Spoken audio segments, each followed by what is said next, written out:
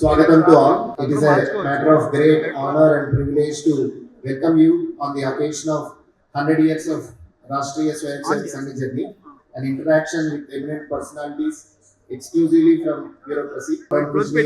Sir Sangh Chalak, Rashtriya Swayamsevak Sangh, Mohanji is arriving onto the dais. So today's gathering is a unique in its composition and esteemed assembly of officers from the All India services, including former and serving IAS, IPS, IRS, IFS, IOPS, and retired chief secretaries, principal secretaries, CITS, CITs, and major generals, lieutenant generals from defense, and other eminent administrators who have dedicated their lives to the service of the nation. Your presence reflects the highest traditions of integrity, leadership, and commitment to the Bharat institutional strength and adds immense value and dignity to this historic occasion. We are especially blessed and deeply honored by the gracious presence of Param Pujniya Sir Sangh Chalakji of Rashtriya Swayamsevak Sangh, Manniya Sri Mohanji Bhagwat.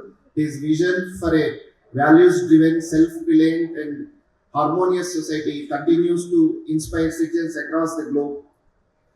The program provides a rare opportunity for thoughtful interaction, reflection, and collective dialogue on issues of national importance, guided by wisdom, experience, and shared commitment to the larger good. On behalf of Rashtriya Swayamsevak Sangh, Telangana, it is my privilege to extend a heartfelt welcome to all the distinguished invitees present here today.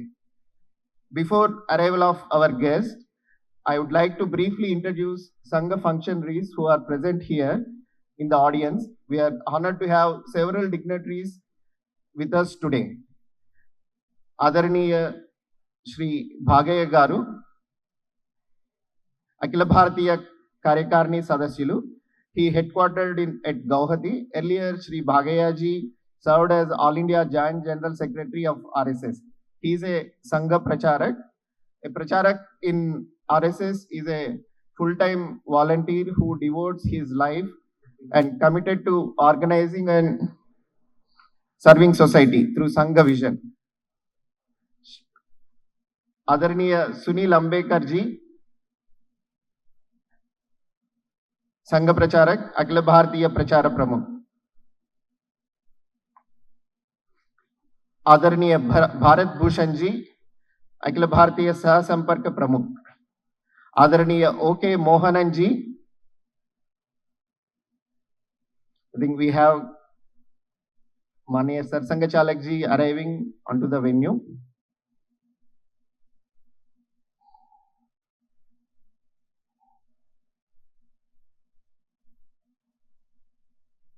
I invite our guest, Param Pujniya Sir Sangh Chalak, Manniya Sri Mohanji Bhagwat ji onto the dais and do Bharat Mata Puja. Along with him, Manniya Sri Dusi Ramakrishna Rao Garu, Saha Kshetra Sangha Chalak, Burla Sundar Reddy Garu, Telangana Pranta Sangha Chalak, Dr. Ganjam Krishna Prasad Garu, Sambhag Sangha Chalak.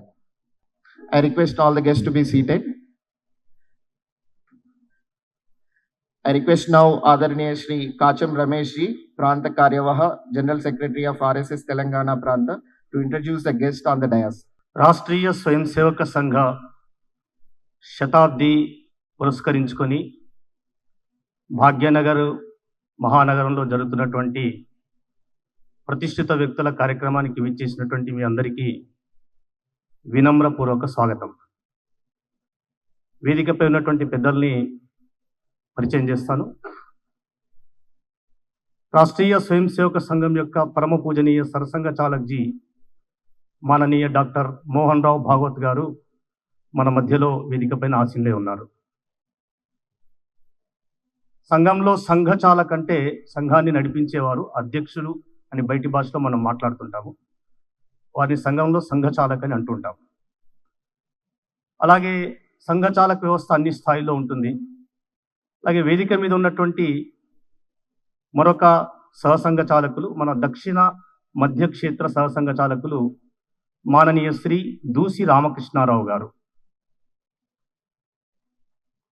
సంఘంలో దేశం మొత్తాన్ని 11 క్షేత్రాలుగా విభజించారు.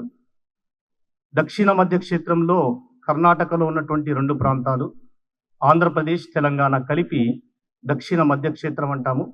ఈ క్షేత్రానికి మాననీయ రామకృష్ణారావు గారు సహసంఘచాలకుగా ఉన్నారు. అలాగే సంఘ ప్రేరణతో జరిగేటువంటి విద్యాభారతి పాఠశాలలు అఖిల భారత స్థాయిలో వారు ఉపాధ్యక్షులుగా వ్యవహరిస్తున్నారు. తెలంగాణ ప్రాంతం యొక్క మాననీయ సంఘచాలకులు శ్రీ బర్ల సుందర్ రెడ్డి గారు. వారు భాగ్యనగర్ వాసులు. విద్యుత్ విభాగంలో సూపరింటెండెంట్ ఇంజనీర్గా పనిచేసి పదవీ విరమణ పొందారు. వారు వేదిక మీద ఉన్నారు. భాగ్యనగర్ మహానగరం మొత్తాన్ని భాగ్యనగర్ సంభాగ్ అని అంటుంటాం సంఘంలో. ఈ సంభాగ్కి మాననీయ సంఘచాలకుగా డాక్టర్ గంజాం కృష్ణప్రసాద్ గారు. వారు భాగ్యనగర్లోనే లాలాపేట వాస్తవ్యులు, ప్రముఖ ఆయుర్వేద వైద్యులు. వారు ఈ మహానగరానికి సంఘచాలకులుగా ఉన్నారు. మనల్ని ఉద్దేశించి పరమ పూజ్య సరసంఘచాలక్జీ మార్గదర్శనం చేయాల్సిందిగా కోరుతున్నాను. माननीय सहक्षेत्र संघचालक जी, माननीय प्रांत संघचालक जी, माननीय संभाग संघचालक जी, आदरणीय वेंकैया जी, हमारे उपराष्ट्रपति जी और अन्य सभी उपस्थित सुधीजन, माता भगिनी, संघ कार्य के 100 वर्ष पूर्ण हुए, उसके निमित्त ये कार्यक्रम है। ऐसे कार्यक्रमों का आयोजन हमारे अखिल भारतीय अधिकारियों के प्रवास में सभी प्रमुख जगह पर हो रहा है, क्योंकि आवश्यकता लगती है कि संघ के बारे में, यद्यपि उसका नाम बहुत प्रसिद्ध है आजकल, भारत के आरएसएस को दुनिया में भी लोग जानते हैं नाम से, परंतु संघ कार्य का स्वरूप क्या है, दृष्टि क्या है, स्वयं करते क्या है, सिस्टम क्या है, इसके बारे में बहुत से भ्रम है, अस्पष्टता है। उसको दूर करने की आवश्यकता है, क्योंकि संघ का काम बहुत बड़ा हो गया। एक तरह से अपने देश में अंग्रेजी में कहते हैं सेंटर स्टेज, ऐसी पोजीशन संघ की है, और उसके कारण स्वाभाविक समाज में बहुत सारी अपेक्षाएं भी रहती है। जिनसे अपेक्षा करना है उनको जानने से ठीक अपेक्षा की जा सकती है। अगर हम उनको जानते नहीं तो फिर जो अपेक्षा करेंगे वो सही होंगी, ऐसा नहीं है। मैं आपके प्रश्नों के उत्तर में देने वाला हूं अगले सत्रों में। तो प्रश्न देखने से भी मेरे ध्यान में आता है कि इन सब बातों की स्पष्टता की आवश्यकता है, और इसलिए ऐसी कुछ बातों को मैं आपके सामने रख रहा हूं। एक तरह से वो प्रश्नोत्तर सत्र की प्रस्तावना हो जाएगी। तो संघ के बारे में गलतफहमियां बहुत है,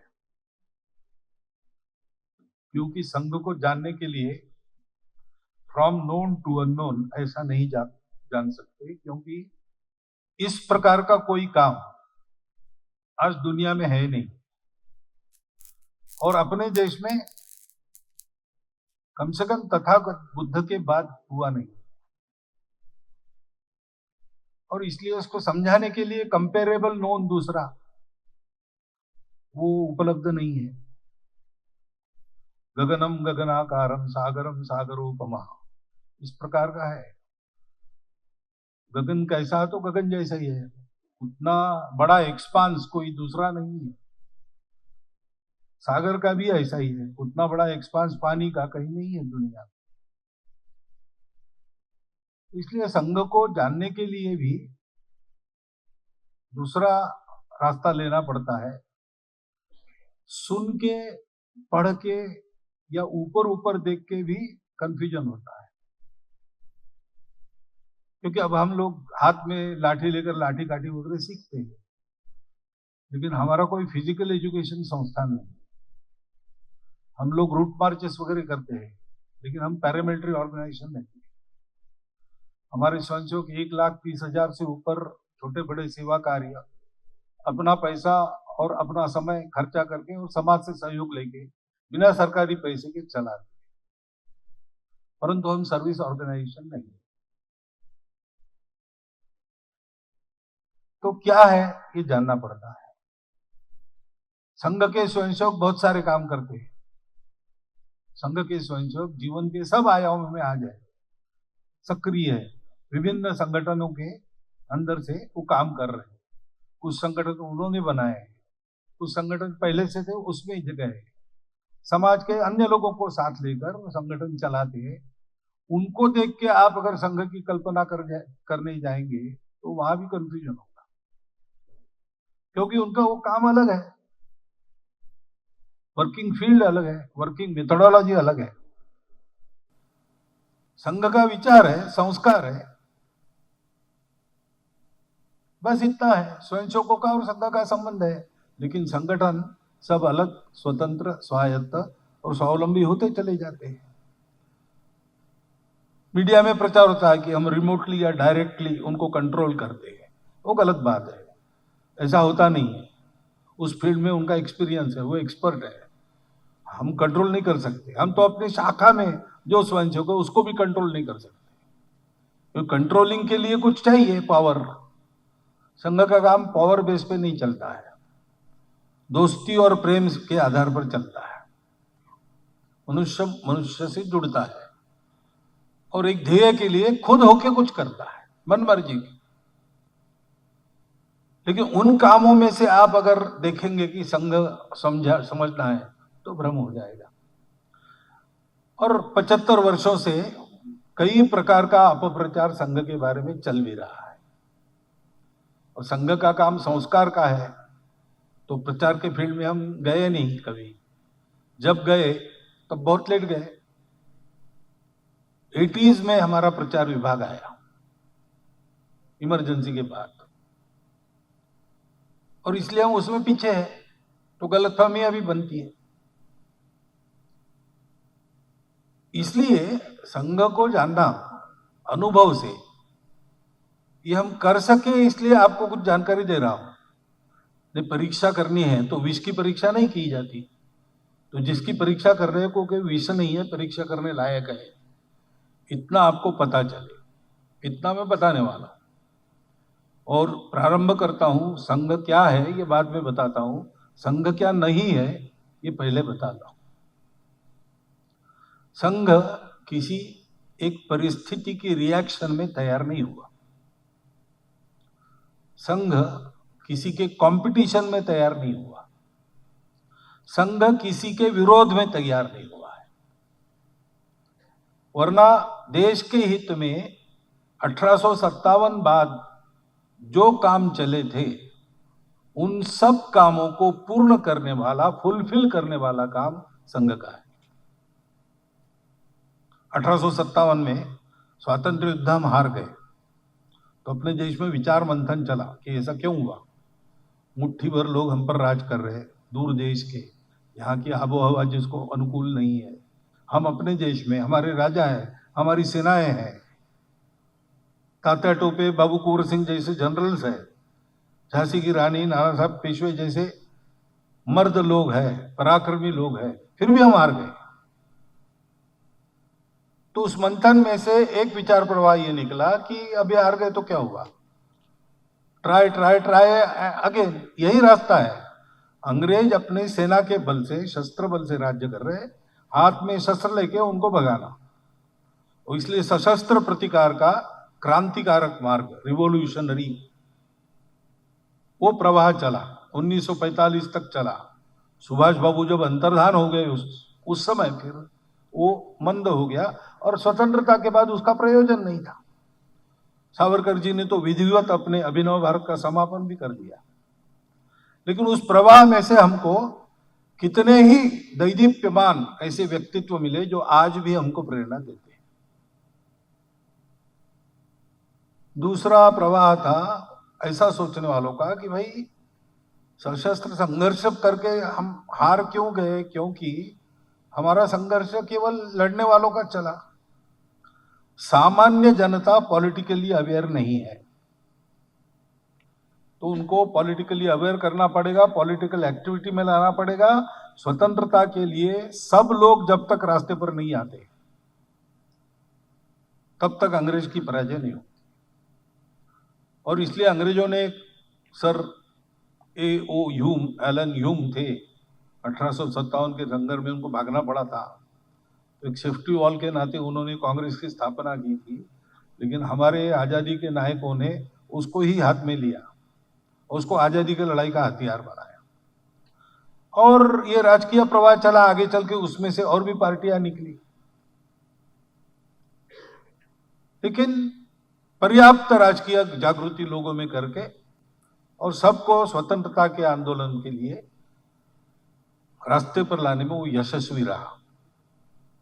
लेकिन स्वतंत्रता के बाद वो बात नहीं रही, क्योंकि अंग्रेजों के खिलाफ लड़ने के लिए जागृति थी, अंग्रेज चले गए, अब किसके खिलाफ लड़ना, तो आपस में ही लड़ने लगे। और फिर आजकल की लड़ाई में there is no rule, there are no rules, everything is fair, ऐसा चलता है। तो क्या परिणाम है हम देखते हैं, उसके बारे में मैं बोलता नहीं हूं। तीसरा प्रवाह था कि भाई अंग्रेजों को परास्त करना है तो पहले अंग्रेजों के बराबरी का समाज होना चाहिए ना। हम भेदों से ग्रसित है, रूढ़ी परंपराएं हमारे यहाँ, अंधश्रद्धाएं सब चल रही है। जब तक समाज का सुधार नहीं होता, समाज अंग्रेजों से लड़ने लायक नहीं बनता है।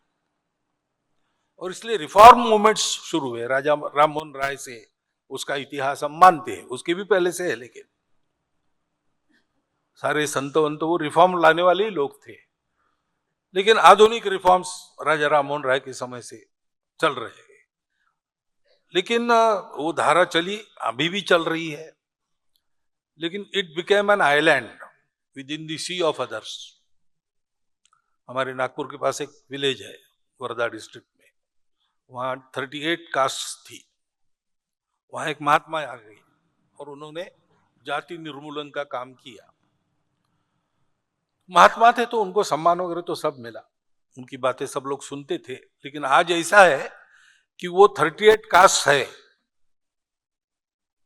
और कास्ट न मानने वालों की 39th कास्ट एक और है। ऐसा कुछ जो नहीं होना चाहिए, क्यों हुआ क्या हुआ अलग बात है, लेकिन हुआ। और चौथा प्रवाह था जो कहते थे कि भाई गो टू द बेसिक्स, हम अपने आप को भूल गए, अपनी परंपरा को भूल गए, हमारा जो है उसको भी हम नहीं समझते,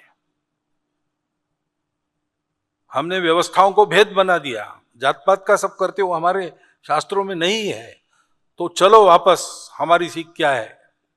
स्वामी दयानंद सरस्वती, आर्य समाज के संस्थापक, स्वामी विवेकानंद, इनके नेतृत्व में ये धारा चली, तो वो अभी भी चल रही है, लेकिन उसका भी एक स्कोप लिमिटेड हो गया। डॉक्टर हेडगेवार जो संघ के संस्थापक थे, वो बचपन से देशभक्ति उनको जन्म से मिली थी, he was a born patriot. Victoria रानी के राज्यारोहण समारोह का उत्सव, ब्रिटिश के हम गुलाम थे इसलिए हमारे देश में भी हुआ, सरकारी स्कूलों में मिठाई बांटी गई, इनको मिली, ये प्राइमरी स्कूल में पढ़ रहे थे 3rd स्टैंडर्ड में, वो मिठाई उन्होंने फेंक दी कूड़ेदान में। शिक्षकों ने पूछा ये क्या है, क्यों फेंका, तो उन्होंने कहा कि भाई हमको गुलाम बनाने वालों की रानी का राज्यारोहण हमारे लिए उत्सव का विषय नहीं है, शोक का विषय है।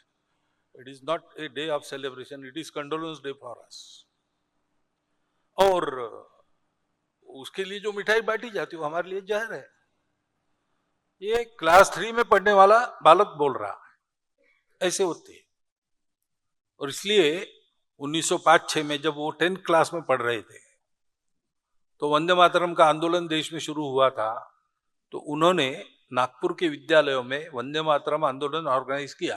स्कूल इंस्पेक्शन होते समय इंस्पेक्टर आएगा, हर क्लास में वंदे मातरम, ऐसा उसका स्वागत होगा। तो तुरंत कंप्लेंट हुई, स्कूल बंद हुए, पुलिस इन्वेस्टिगेशन करनी पड़ी लगी, 4 महीना इन्वेस्टिगेशन चला, कौन था पता नहीं चला। इसलिए फिर गार्डियंस, सरकार के लोग, पुलिस सब बैठकर निश्चित हुआ कि बच्चों की पढ़ाई का नुकसान नहीं होना चाहिए, स्कूल शुरू करना चाहिए। उसके लिए एक नॉमिनल अपॉलॉजी प्रत्येक स्टूडेंट ने देना, क्योंकि करने वाले को उन्हें पता नहीं था, तो एवरीबॉडी वाज संशयित। इसलिए नॉमिनल अपॉलॉजी यानी गेट पर मास्टर साहब खड़े रहेंगे, स्कूल में जाते समय वो पूछेंगे गलती की ना, तो यू हैव टू नॉड और यू हैव टू से यस, बस इतना करने से क्लास में प्रवेश। लेकिन नागपुर में 2 स्टूडेंट थे जिन्होंने ये भी नहीं किया। उन्होंने कहा हम सपने में भी भारत माता की जय कहेंगे, वंदे मातरम कहेंगे, ये तो हमारा अधिकार है, वो करना गलत है ऐसा हम सपने में भी नहीं कहेंगे। तो प्रत्यक्ष प्रतीकात्मक या अप्रत्यक्ष माफी, इसका सवाल ही नहीं उठता। तो उनको रस्टिकेट किया गया। डॉक्टर हेडगेवार उसमें एक थे। ऐसे विद्यार्थियों के लिए उस समय राष्ट्रीय विद्यालय रहते थे, उसमें गए, यवतमाल नाम का स्थान है वहां पर, लेकिन वहां भी ब्रिटिशों ने बंद कर दिया विद्यालय को। तो प्राइवेट परीक्षा देके फर्स्ट क्लास में मैट्रिक पास हुए। उनके स्टूडेंट करियर में हमेशा वो फर्स्ट क्लास में आए, पहले 10 में आए, और all the while he was participating in every movement that was going on for emancipation of our society, country. ऐसे वो थे। तो नागपुर के उस समय के लीडर्स ने उनका ये स्पार्क पहचान कर उनको कलकत्ता भेजा, पैसा वैसा जमा करके मेडिकल की पढ़ाई करने के लिए। फीस और ट्रैवल का इंतजाम किया, बाकी सब इनको करना पड़ा। थे तो बड़े गरीब, अनाथ हो गए थे बचपन में, कमाने वाला कोई नहीं था। उनके पिताजी माताजी एक ही दिन में प्लेग के रोगियों की सेवा करते करते 1 घंटे के अंतर से चल बस। तो तब से तो बहुत हार्डशिप में बड़े हुए थे, तो आदत तो थी उसकी। तो जाके जैसे तैसे उन्होंने अपने रहने खाने का इंतजाम कर लिया। लेकिन मेडिकल की पढ़ाई ये बहाना था, असली उद्देश्य था वहां क्रांतिकारकों की कोऑर्डिनेशन कमेटी थी, अनुशीलन समिति। तो उसका कॉन्ट्रैक्ट करके भारत के इस भाग में क्रांति कार्य को शुरू करना। तो दोनों काम उन्होंने अच्छे किए।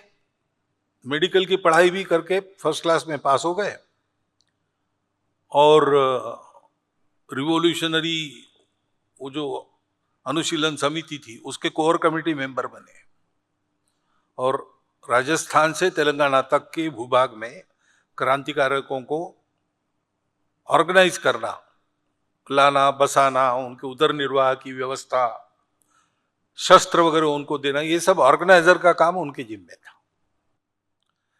लेकिन 4 साल ये होते होते वो आंदोलन फेल हो गया, अपनी कुछ अंदर की कमियों के कारण डिफ्यूज हो गया। ब्रिटिशों को पता लग गया, तो इनके एक्शन के पहले ही उनकी प्रिवेंटिव एक्शन होती थी, अरेस्ट होते थे। तो वो धीरे धीरे फिजल आउट हो गया। इसलिए उन्होंने सोचा कि देश के लिए तो करना है, क्योंकि प्रतिज्ञा की थी इस जन्म में अपने जीवन का विचार नहीं करना, ये जन्म देश के लिए। तो विवाह नहीं करना था, पैसा नहीं कमाना था, तो आंदोलन में गए। उस समय असहयोग आंदोलन चल रहा था, तो उसके प्रचार के लिए गांव गांव गए, विदर्भ में भाषण दिए, बड़े फायरी स्पीकर थे। तो उन पर सेडिशन का मुकदमा चला। सेडिशन के मुकदमे में कोर्ट, अंग्रेजों के उस समय के कोर्ट्स कांगारू कोर्ट से ही थे, तो इनकी पैरवी करने वाले वकीलों ने निषेध के नाते कहा कि केस हम नहीं लड़ेंगे, क्योंकि आपको सजा देनी ही है, लड़ने में कोई मतलब नहीं। In condemnation of your attitude we recuse ourselves from this case. ऐसा हुआ, तो इनको लड़ना पड़ा, तो इन्होंने बचाव दिया।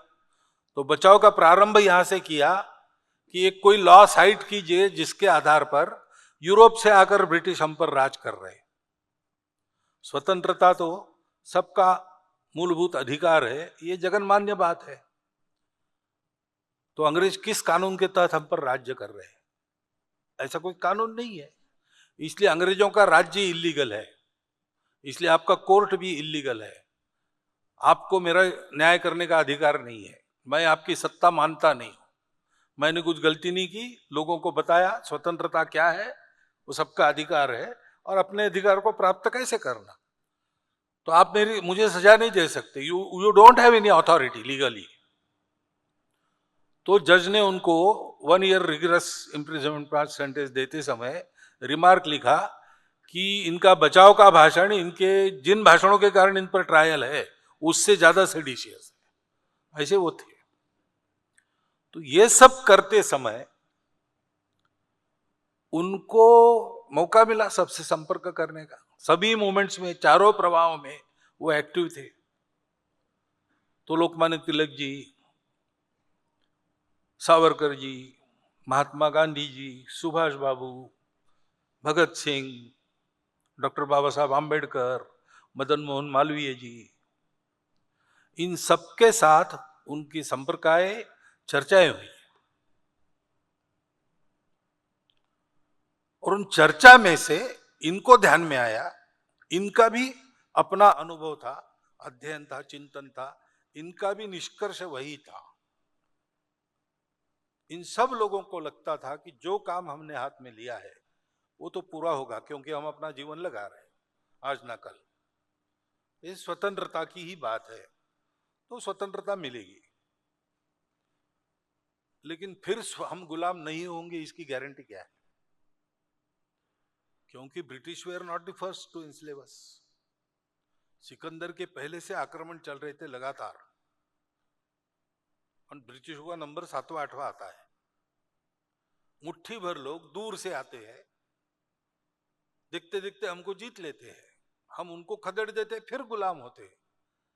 इसका मतलब हमारे समाज में कुछ कमियां है, जिसको दूर करके ये समाज एकता और गुणवत्ता वाला समाज जब तक नहीं बनाते, देश का भाग्य ठीक नहीं होगा। तब तक देश के भाग्य में बार बार लड़ना यही होगा। बाबा साहब अम्बेडकर साहब के 2 भाषण हैं कॉन्स्टिट्यूशन प्रेजेंट करते समय के, उसमें एक में उन्होंने ये कहा है कि बड़े प्रयास से ये स्वतंत्रता आई है लंबे समय के बाद। उन्होंने तो 1000 साल के बाद ऐसा कहा है। ये स्वतंत्रता लाई है बड़ी परिश्रम से।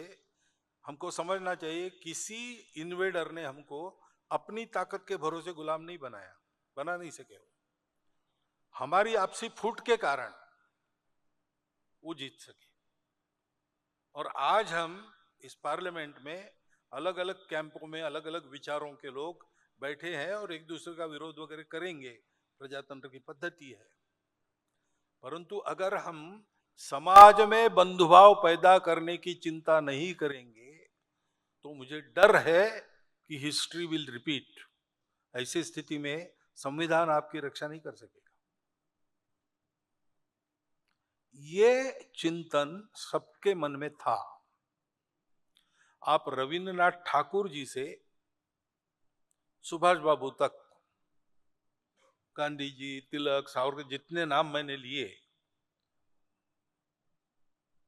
जितने एक्टिविस्ट हुए, सर मानवेंद्रनाथ रॉय जैसे भी, सबके लिखने बोलने में ये बात है। सबको लगता था कि ये होना चाहिए, लेकिन करने वाला कौन? क्योंकि हमने जो मिशन लिया है हमारी पूरी एनर्जी उसमें जाएगी, किसी को इसको करना चाहिए। तो डॉक्टर हेडगेवार ने सोचा कि अगर सब लोग बिजी है और ये काम होना चाहिए, क्योंकि ये काम होने से इशू सदा के लिए खत्म हो जाएगा, तो the work to fulfil our works, ये कैसे करना, मैं प्रयोग करता हूं, एक्सपेरिमेंट करता हूं, और मैं उसको करने का प्रयास करता हूं। इसलिए 8-10 साल उन्होंने प्रयोग किए। प्रयोगों के बाद डिक्लेयर किया 1925 विजयादशमी को कि संपूर्ण हिंदू समाज का संगठन करने वाला संघ आज से शुरू हो गया है। जो नए कार्यकर्ता थे उनके पास नए ही थे सब, अधिकांश विद्यार्थी, क्योंकि इन बाकी सब मामलों में सब लोग एंगेज थे, तो नई पीढ़ी उनके पास थी। तो उनके हाथ में दे दिया। उन्होंने पूछा क्या करना, तो बैठो और तय करो। तो कार्यकर्ताओं का सामूहिक चिंतन और प्रयोग, उस अनुभव में से एक एक बात पक्की होते होते संघ स्थापना के 14 साल बाद 1939 में सारे अनुभव का विचार करके ये एक मेथोडोलॉजी पक्की हुई। उस मेथोडोलॉजी का नाम है आरएसएस। संघ यानी अनेक संगठन है, वो नहीं है। उसमें स्वयंसेवक है, वो पक्के संघ के है, लेकिन वो स्वतंत्र अलग स्वायत्त है। संघ यानी ये मेथोडोलॉजी है, जिसको हम शाखा कहते हैं। 1 घंटे का शारीरिक, मानसिक, बौद्धिक व्यायाम जो अपने को देश का काम प्रामाणिकता से, निस्वार्थ बुद्धि से, तन मन धन पूर्वक करने के लिए तैयार करता है। वो संघ की शाखा, संघ के स्वयंसेवक, संघ के घर, ये तीनों संघ के है। संघ देखना है तो इनको दीजिए, देखिए। बाकी सब स्वयंसेवकों ने किया है, क्योंकि ये काम ऐसा है, संगठन करना पूरे समाज का। संघ समाज के अंदर प्रभावी संगठन नहीं करना चाहता, बहुत है, और एक झंडा नहीं चाहिए संघ को। संघ पूरे समाज को ही संगठित करना चाहता है, क्योंकि देश का भाग्य बदलना है तो पूरे समाज को तैयार होना पड़ेगा। नेता, नारा, नीति, पार्टी, अवतार, सरकार, विचार, महापुरुष, ये सब सहायक होते हैं। मालिक तो समाज है। मालिक सोएगा, नौकर काम नहीं करेगा।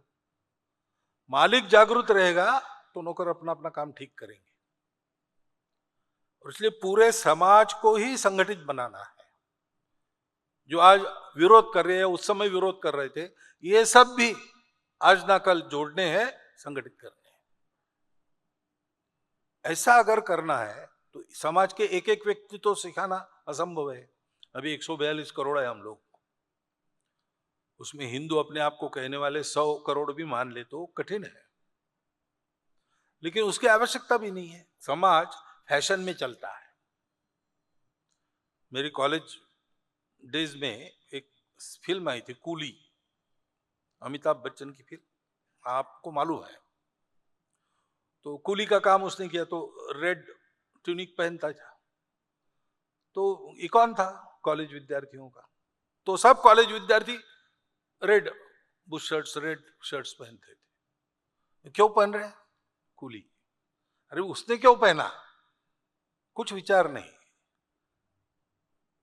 किसी और एग्जाम्पलरी व्यक्ति ने पहना तो फैशन बन गई। ऐसे ये सब जो गुण चाहिए, क्वालिटीज और एकता चाहिए, तो समाज के हर गांव में, हर मोहल्ले में अगर ऐसे केंद्र रहे, 10, 5, 15, 20, 30, 50, जो प्रामाणिकता से, निस्वार्थ बुद्धि से, तन मन धन पूर्वक जो उचित है वही कर रहे, समाज में जिनका जीवंत संपर्क है और समाज उनकी पारदर्शिता को देखकर उन पर विश्वास रखता है, ऐसे लोग जो करेंगे वो फैशन बनेगी और समाज वैसे ही चलेगा। समाज के प्रमुख लोगों को ऐसा होना पड़ेगा, या ऐसे लोगों को समाज का प्रमुखत्व लेना पड़ेगा।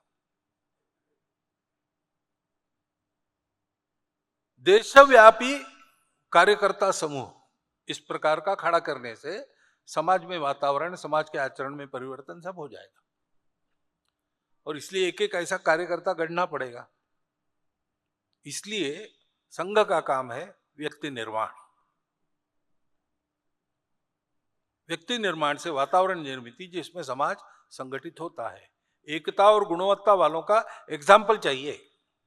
आइडियल्स बहुत है, but ideals are like stars which we can never reach. We can plot our charts according to them, ऐसा वाक्य है। लेकिन जब प्लॉट करने जाते चार्ट को आइडियल्स के प्रकाश में, तो रास्ता दिखता है, वो तो कंटका किरण मार्ग है, उबड़ खाबड़ रास्ता, कितने ही संकट है, कांटे, सब है। तो सामान्य व्यक्ति हिम्मत नहीं करता। सामान्य व्यक्ति को साथी चाहिए, कोई अपने जैसा, थोड़ा अपने से आगे है, उसके साथ जाता है, तब हिम्मत करता है। ऐसे एग्जाम्पलरी बिहेवियर वाले कार्यकर्ता सर्वत्र खड़े करना, उसके लिए व्यक्ति निर्माण करना, समाज का संगठन उससे होता है। और समाज में वातावरण उत्पन्न हुआ तो व्यवस्थाएं अपने आप बदल जाती है। कोई व्यवस्था अपने को बदलने की इच्छुक नहीं रही थी. There is a resistance to change in all systems. It requires pressure. That pressure is created by the society in such an atmosphere. तो व्यवस्था बदलती है. ये संघ का विचार है. व्यक्ति निर्माण से समाज परिवर्तन, समाज परिवर्तन से व्यवस्था परिवर्तन. लेकिन समाज कौन सा? तो नाम दिया है संपूर्ण हिंदू समाज. वहां दूसरा प्रश्न आता है, हिंदू क्यों? हिंदू रिस्पॉन्सिबल है हिंदुस्तान के लिए. देश का कुछ भला बुरा हो गया तो कॉलर तो हिंदू की ही पकड़ेंगे, बाकी लोग भाग सकते हैं, हिंदू नहीं भाग सकता, उसकी दूसरी जगह नहीं है. दूसरी बात है कि इस देश का इतिहास हिंदू है, परंपरा से हिंदू यहां रहते आया. उसने एक विशिष्ट स्वभाव उत्पन्न किया. हमारे पूर्वजों को जब अस्तित्व की एकता का सत्य मिल गया तो उन्होंने सोचा सब अपने हैं और इस सत्य को पाने से शाश्वत सुख मिलता है, तो ये संदेश सबको देना चाहिए. उस सत्य के आधार पर एक धर्म तत्व की कल्पना हुई. उसके 4 पैर बताए, सत्य, करुणा, शुचिता, तपस. उसके आधार पर वैसा आचरण पीढ़ी दर पीढ़ी हो, इसलिए संस्कारों की एक व्यवस्था बनी जिसमें से संस्कृति उपजी, जिसको हम भारतीय संस्कृति कहते हैं. वो तब से चली आ रही है. दुनिया को ये सारा ज्ञान देने के लिए एक एपरेटस के नाते हमारा राष्ट्र उत्पन्न हुआ. हम नेशन नहीं है, नेशन स्टेट होता है. We are not a nation state. States बदलते रहे, हमारा नेशन चलता आया है. एक स्टेट था तब भी हम थे, मल्टीपल स्टेट्स थे. साम्राज्यम, बहुजन, स्वराज्यम, वैराज्यम, पारमेष्ठम आदि आदि लिस्ट है. इतने सारे प्रकार थे गवर्नेंस के, तब भी हम वही एक राष्ट्र थे. हम स्वतंत्र थे तब तो हम राष्ट्र थे ही, लेकिन मुगल आए तो भी हम वही रहे, ब्रिटिश आए तो भी हम वही राष्ट्र रहे. इनके जाने के बाद वो प्रवाह फिर से चल रहा है. हिंदुस्तान हिंदू राष्ट्र है, उसकी संस्कृति हिंदू संस्कृति है. भारतीय भी कहते हैं, समानार्थी शब्द है. भारतीय और हिंदू ये सिनोनिम है. इंडिक सिनोनिम है, आर्य सिनोनिम है. कभी मुसलमानों से बात होती है, मैं कहता हूं हिंदुस्तान हिंदू राष्ट्र है, आप सब हिंदू है. कहते नहीं, हम हिंदू नहीं, हम हिंदवी है. सिनोनिम है. क्यों? क्योंकि हिंदू शब्द सिनोनिम कहा मैंने, लेकिन it is not a noun, it is an adjective. Punjab में बाबर का आक्रमण हुआ, जिस स्थान पर आक्रमण हुआ वहां पर गुरु नानक जी मौजूद थे और उन्होंने उसका वर्णन लिखा है, कितना अत्याचार हुआ. उसमें एक बात वो कहते हैं कि हिंदू स्त्रियों का शील नहीं बचा, मुसलमान महिलाओं का की अस्मत नहीं बची. मुसलमान तो थे, कन्वर्टेड मुसलमान उस समय थे भारत के जो बने, क्योंकि 11 सुल्तान पहले हो गए थे बाबर के आने के, तो उसकी गाज तो सब पर गिरी. तो इसलिए मुसलमान और हिंदू 2 शब्दों का उपयोग किया है. संतों के वाणी में पहली बार वहां आया है.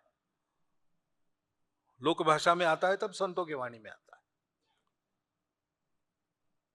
तो मुसलमान तो स्पेसिफिक है, पैगंबर, कुरान, अल्लाह, ये 3 मान्य नहीं है तो मुसलमान नहीं है, ये पक्का है.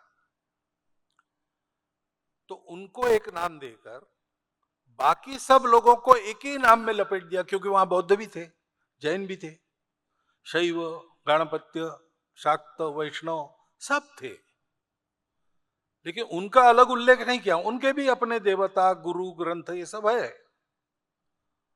लेकिन बाकी सबको एक शब्द में लपेटा, हिंदू. क्यों? क्योंकि उनकी क्वालिटी है हिंदूनेस. वो क्या है?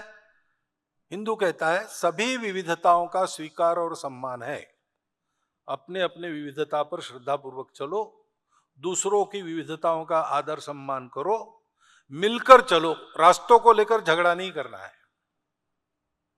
जितने लोग हैं उतने रास्ते हो सकते हैं। रुचीनाम वैचित्र्यात् रुजु कुटिल नाना पतयुताम नृणाम एको गम्या त्वमसि पयसाम अर्णवैव।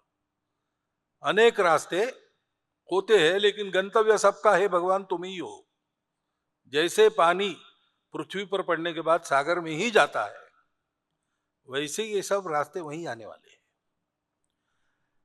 भारतोद्भव सारी विचारधाराएं परस्पर विरोधी होने के बाद भी इस एक बात पर एकमत है, और वैसा उनका व्यवहार रहा है, सदियों से रहा है। इतिहास के सब उतार चढ़ाव में हिंदू समाज ने इस आचरण को सुरक्षित रखा है अभी तक। इस स्वभाव का नाम भारत है, इस स्वभाव का नाम हिंदुस्तान है। वो अपना नेशनल इथॉस है, इसलिए हम कहते हैं हिंदुस्तान हिंदू राष्ट्र है। हिंदू यानी पूजा पाती खान पान नहीं है, उसके ऊपर है, अबोव एंड बियॉन्ड। ये सबको पता है।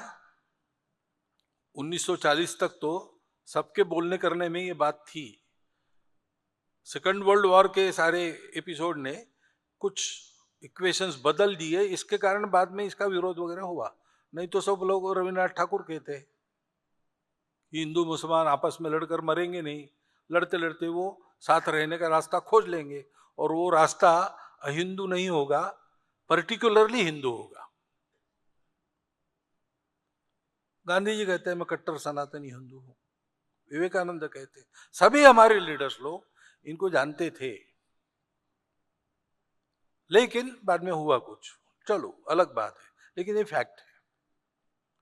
और इसलिए संपूर्ण हिंदू समाज का संगठन, हिंदू की ये जो कल्पना है उसमें सब लोग आते हैं। वैसे अपने देश में इस डेफिनेशन के अनुसार 4 प्रकार के हिंदू ही है, अहिंदू कोई है नहीं।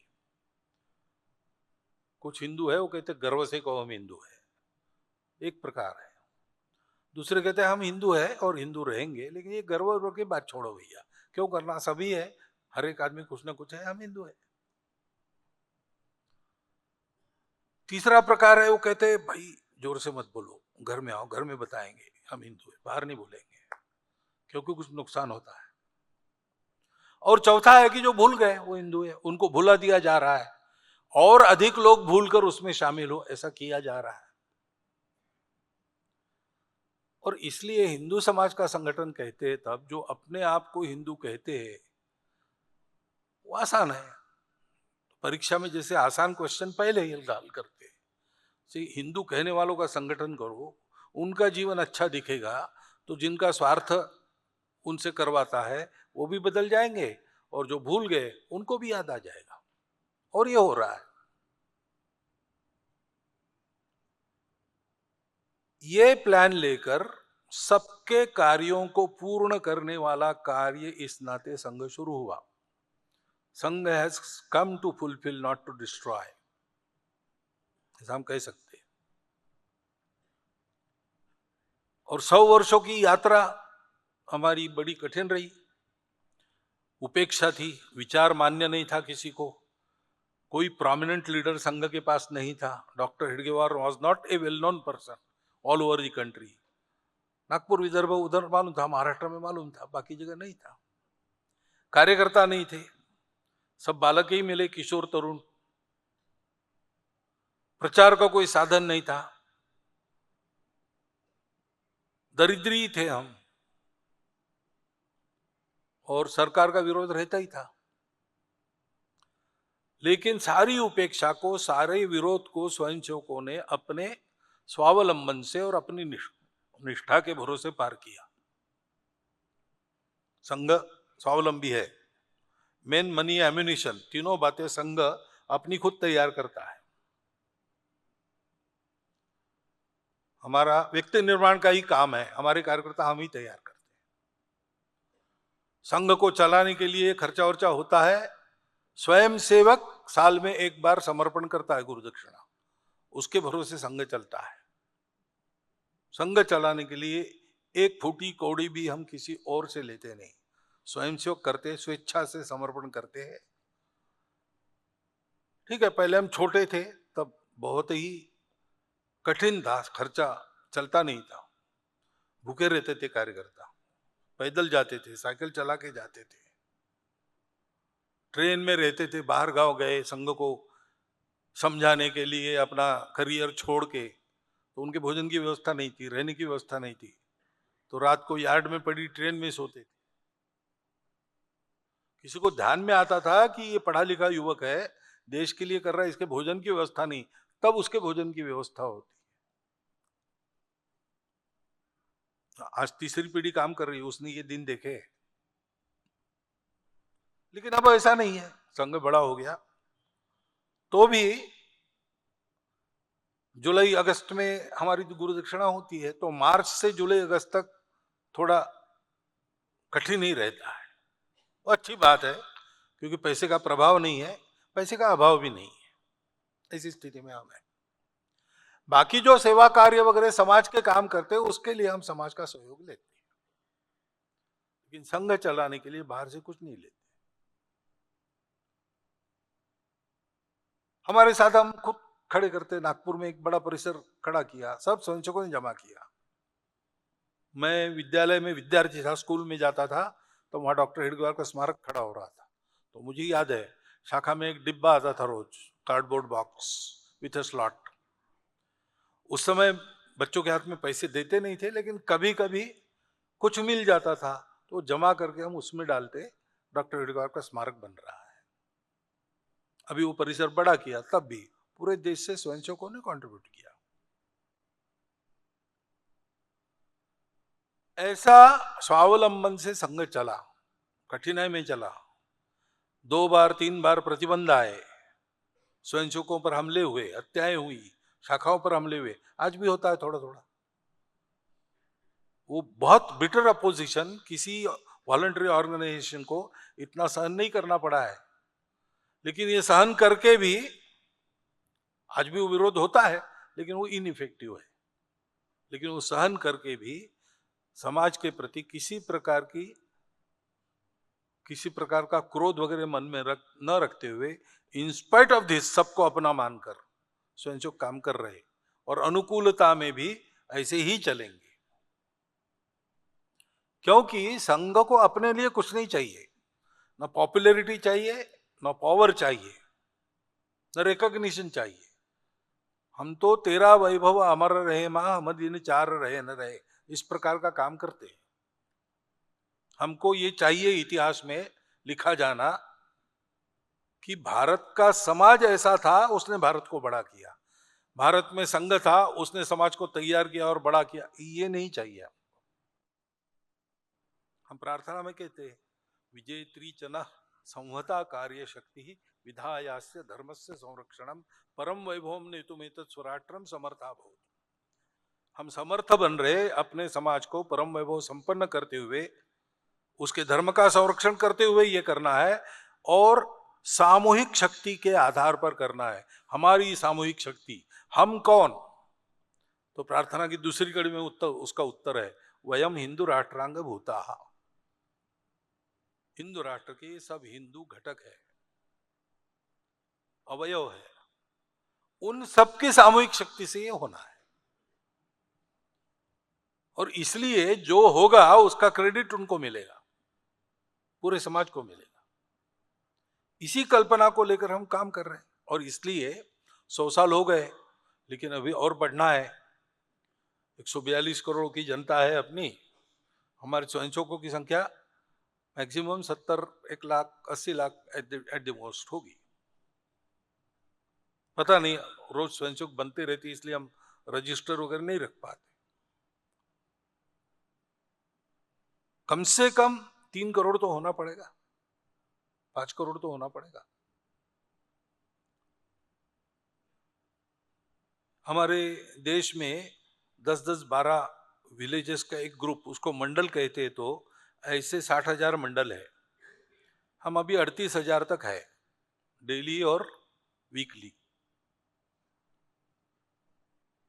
हमारे शहरों की 10-10 हजार की एक बस्ती, ऐसा मानेंगे तो अबाउट 47,000 बस्ती है। हम अभी 23 में है। काम बढ़ना है, और काम केवल संघ का बढ़ने से नहीं होगा, समाज को काम करना है तो समाज को लीड करने वाली सज्जन शक्ति है। यद्यद आचरति श्रेष्ठा तत्तदेवेतरो जना, ऐसा गीता में कहा है। तो ये जो समाज के महाजन है, जो ओपिनियन मेकर्स है, जो समाज में रोल मॉडल बने हैं, सज्जन है। भारत में जितना बुरा होता है ऐसा हमारे कान पर आता है या मीडिया में आता है। मीडिया में तो पॉजिटिव कुछ हुआ तो न्यूज नहीं बनती, निगेटिव ही न्यूज बनती है। लेकिन जितना हमको बुरा पता चलता है उससे कम से कम 40 गुना ज्यादा अच्छा हो रहा है। 40 गुना ज्यादा करने वाले अच्छे लोग हैं, और ये अच्छे लोग गरीब से गरीब परिवार से लेकर अमीर से अमीर परिवार तक सब स्तरों में है, सब जातियों में, सब भाषाओं में, सब प्रांतों में ये सज्जन है। तो वो लीड करेंगे तब समाज करेगा। तो एक और समाज में उनको फॉलो करने का वातावरण बनाना पड़ेगा, दूसरी ओर इस सज्जन शक्ति का एक क्लोज नेटवर्किंग होना चाहिए, जिससे उनको पता रहे कि हम अकेले नहीं है, अच्छा सोचने करने वाले बहुत लोग हैं। तो वो परस्पर कॉम्प्लीमेंट्री बनकर चल सकते हैं। तो इस कैलिबर के कार्यकर्ता शाखाओं में निर्माण करना और उनके द्वारा ये सज्जन शक्ति जागरण करना, ये दूसरी बात है जो हमारे सामने है 100 वर्षों के निमित्त। तीसरी बात है कि पूरे समाज में एक आचरण का परिवर्तन होना चाहिए। देश की बात तो सब समझते करते हैं, लेकिन जात पात का भेद भी करते हैं, स्वार्थ भी चलता है। ये जाना चाहिए, उसके लिए आदत बदलनी चाहिए। आदत बदलने का काम तो शाखा में होता है, लेकिन शाखा सब तक पहुंचने में शाखा का अपना एक स्पीड है। हमारी साइकिल है, वो रॉकेट के स्पीड से नहीं चल सकती।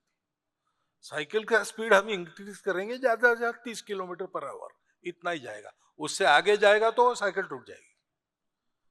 और दूसरा व्हीकल नहीं है इस काम के लिए, दूसरी पद्धति नहीं है। पूरी दुनिया के लोग आजकल संघ को देखने के लिए आते हैं, पांचों महाद्वीपों के, यूरोप, अमेरिका, ऑस्ट्रेलिया, सब देखते हैं, बहुत प्रश्न पूछते हैं।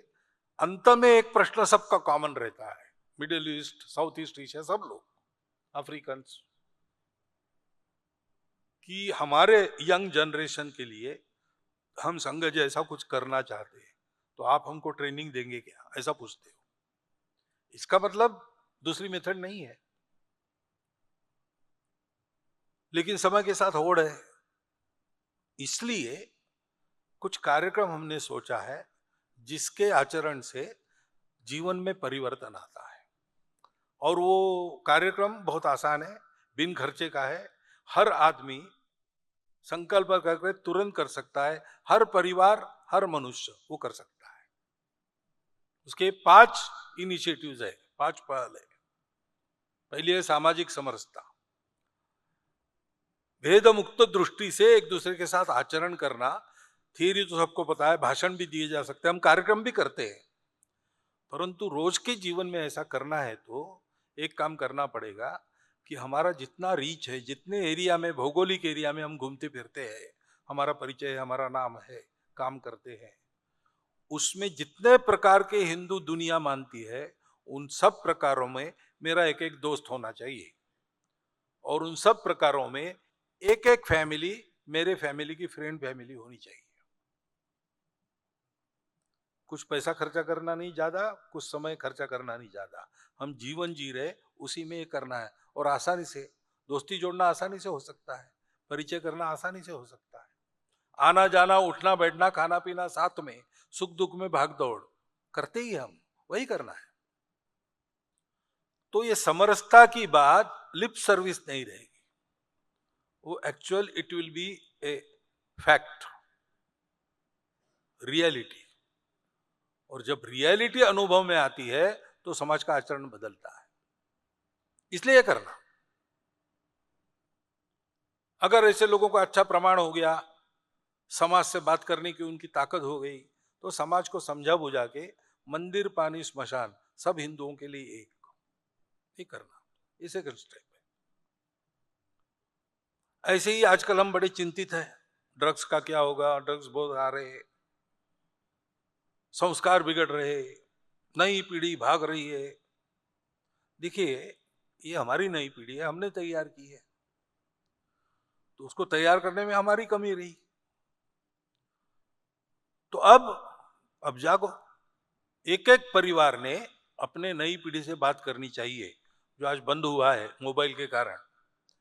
माता पिता कमाने के लिए बाहर जाते, घर आते, बच्चे स्कूल में से घर आते हैं, थोड़ा सा खा के सब लोग मोबाइल खोलकर बनते, एक दूसरे से बात नहीं होती।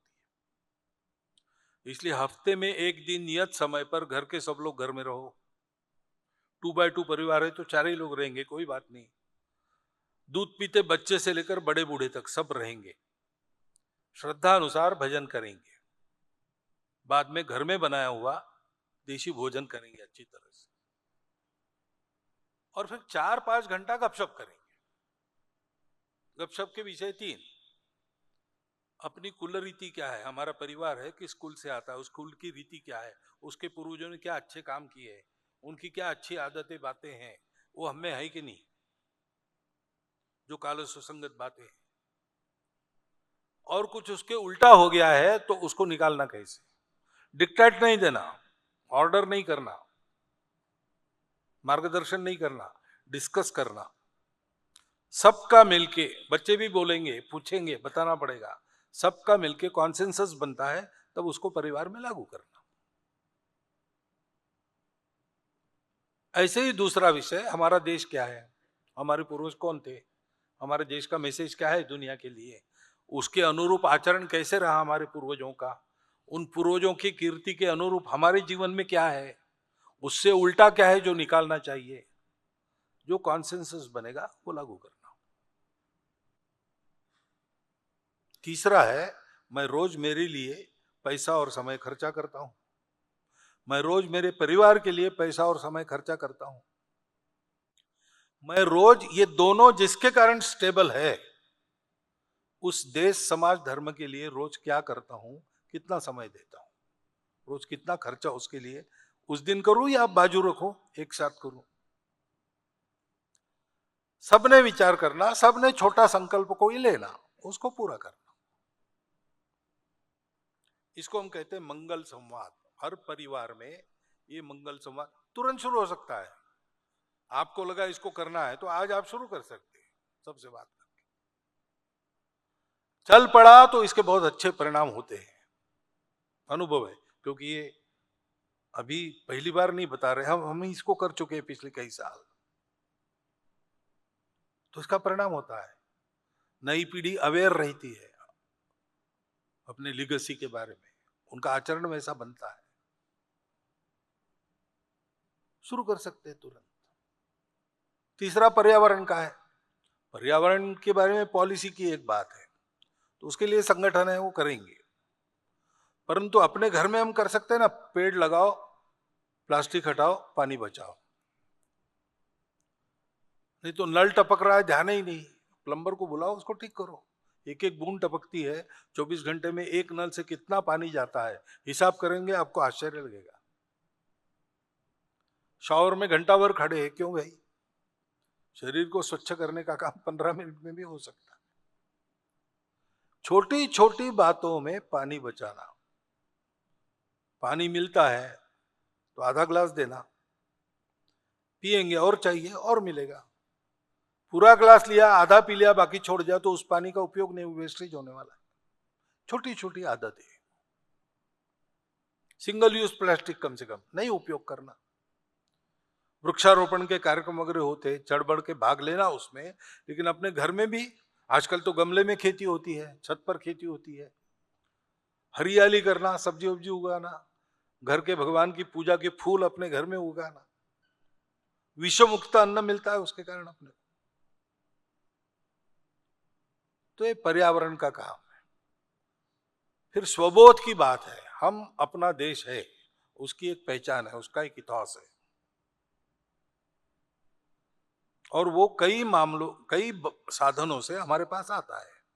उसमें एक है भाषा, दूसरा है भूषा वेश, तीसरा है अपना भजन, चौथा है अपना भवन, उसका रखरखाव, उसमें चित्र, फिर है भोजन, वो सॉफ्ट पावर है हमारी, हमारा अपना खाना, पिज्जा वगैरह नहीं, सांबार भात अपना खाना है, उसका एक मान है दुनिया में, उसकी एक ताकत है दुनिया में। और भ्रमण, हम प्रवास के लिए जाते हैं, दुनिया देखते हैं, अच्छा है, देखना चाहिए, पेरिस जाओ, सिंगापुर जाओ और कहाँ कहाँ घूम के आओ, लेकिन कभी चित्तौड़ भी जाओ, कभी रायगढ़ भी जाइए, कभी देख के आइए गुरु गोविंद सिंह जी महाराज ने कहाँ कहाँ लड़ाई या कैसी लड़ी, चमकौर का रण कहाँ हुआ। अपने बंगले के पीछे झुग्गी झोपड़ी है, गरीब लोग रहते, अपने लोग है वो, भारत माता के पुत्र अपने भाई है, वो कैसे रहते, क्या करते, जाकर देख के आना। ये स्वबोध के आधार पर भ्रमण है। अपने घर के चौखट के अंदर अपनी भाषा बोलना, अपनी मातृभाषा बोलना।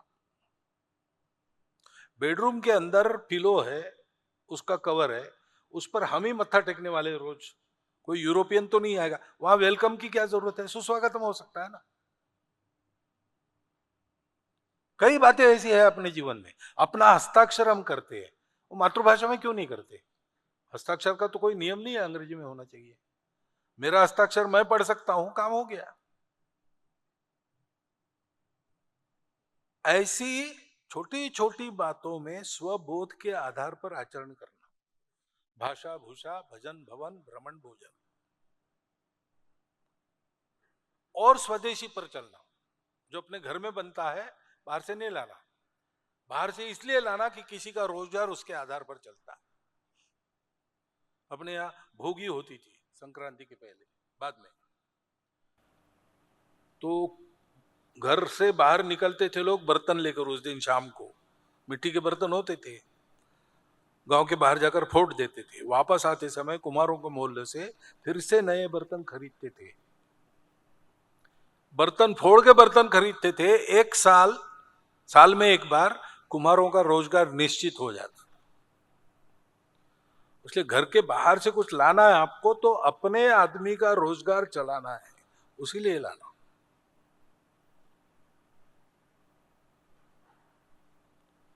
ऐसे करना, जो अपने देश में बनता है वो लेना, जो अपने देश में नहीं बनता बिना उसके काम चलाना। अपने जीवन में जिसके बिना अपना काम चल सकता है, ऐसी बहुत सी बातें आप सोच कर देखिए, आपको आश्चर्य लगेगा। हाँ, जिसके बिना काम नहीं चलता, जीवन आवश्यक वस्तु है, वो बाहर से खरीद सकते हैं। पॉलिसी लेवल पर हम कहते हैं कि खरीदना है तो अंतर्राष्ट्रीय व्यापार में लेन देन तो होना ही है, और अंतर्राष्ट्रीय व्यापार भी होना ही है, स्वदेशी इज नॉट आइसोलेशन। लेकिन वो व्यापार हमारी इच्छा से होगा, हमारे निर्णय से होगा, किसी के दबाव के नीचे होगा। जो ट्रम्प साहब कर रहे हैं वैसा नहीं होगा। ये स्वदेशी है, स्वबोध के आधार पर जीना। और पांचवा और आखिरी है नियम कानून का पालन। हमारा राष्ट्रीय नियम है हमारा संविधान, संविधान की प्रस्तावना, नागरिक कर्तव्य, संविधान में मार्गदर्शक तत्व, नागरिक अधिकार, ये 4 चैप्टर बीच बीच में घर में बच्चों को बिठाकर, सबको बिठाकर उनके सामने पढ़ने चाहिए, समझाने के लिए थोड़ी सी चर्चा होनी चाहिए। जैसे हम कभी कभी रामायण पारायण करते, महाभारत का पारायण करते, धार्मिक ग्रंथ है। संविधान हमारे धर्म का आधुनिक प्रगटीकरण है, आविष्कार है। समय को पहचान कर, देश समाज की आवश्यकता ध्यान में रखकर, वही 4 सत्य करुणा शुचिता तपस के आधार पर, क्योंकि वो मन में था सबके, सब हिंदू ही थे, उस मन के आधार पर विचार करते हुए जो उत्पत्ति हुई वो संविधान है, वो हमारा धर्म है। उसके आधार पर सोचना, उसके तहत ही कानून बने, नियम बने। कुछ कुछ गलत बन जाते तो हम बदलना चाहते तो कैसे बदलना, उसका प्रोसीजर भी है, कोई रिजिड नहीं है, फ्यूचर जनरेशंस के हाथ बांधे नहीं है, स्कोप है उसमें। उन नियमों का पालन करना, बदलने हैं तो भी जब तक है तब तक पालन करना, बदलने के लिए नियमतः ही प्रयास करना। कानून मंजूर नहीं इसलिए बस के कांच फोड़ दिए, कानून मंजूर नहीं इसलिए जलते टायर फेंक दिए, रास्ते बंद किए, ये सब नहीं है। वो डॉक्टर बाबा साहब अम्बेडकर के वो भाषण पढ़िए तो वो भी समय समय पर पढ़ने लायक है अपने घर में। नागरिक अनुशासन कैसा होना चाहिए। भगिनी निवेदिता कहती थी कि नागरिक अनुशासन और नागरिक संवेदना का पालन ही स्वतंत्र देश में देशभक्ति का दैनंदिन रूप है, वो करना चाहिए। और कुछ नियम है जो कानून में नहीं है, उन नियमों का पालन नहीं किया तो सजा नहीं होगी। बड़ों के सामने झुककर नमस्कार करो, नहीं करेंगे तो आपको अरेस्ट नहीं होगा, कोई सजा का प्रावधान, गुनाह नहीं है। लेकिन ऐसा करने से हम अपने ईगो को नियंत्रित कर सकते हैं, ये उसका लाभ है। अपने स्वभाव में एक अच्छी आदत आ जाती है। ऐसे परंपरा में जो रिलेवेंट और बेनिफिशियल है उसका भी पालन करना, इसको कहते हैं नागरिक बोध, नागरिक अनुशासन। ये सब लोग कर सकते हैं, इसके लिए कोई खर्चा नहीं करना है, जो हम कर रहे हैं उसी में ये सब कुछ करना है।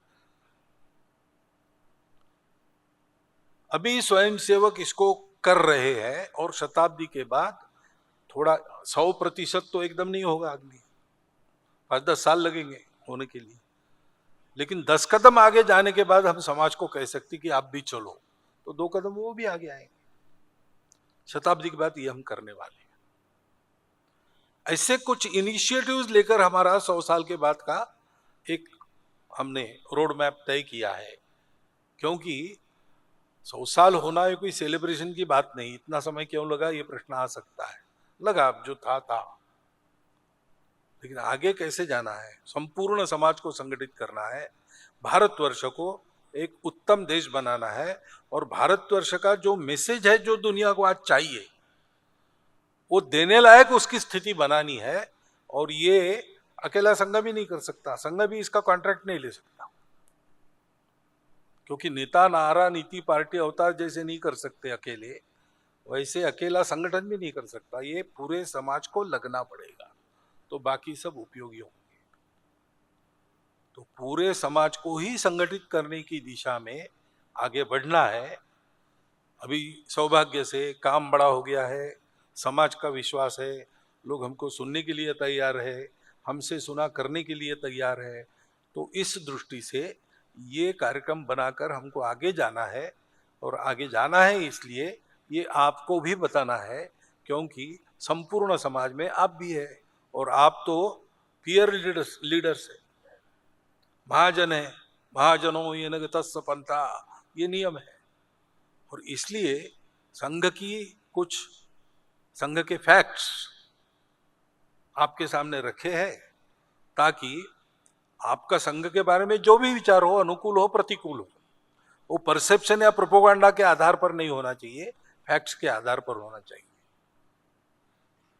और इस आगे के चढ़ाई में आप सब लोगों का साथ चाहिए, संघ को बड़ा करने के लिए नहीं, संघ को पॉपुलर बनाने के लिए नहीं, देश का भाग्य बदलना है। इसलिए अपने देश का भाग्य बदलना हमारी सबकी आवश्यकता है, अपने देश की नियति है और विश्व की अनिवार्य आवश्यकता है।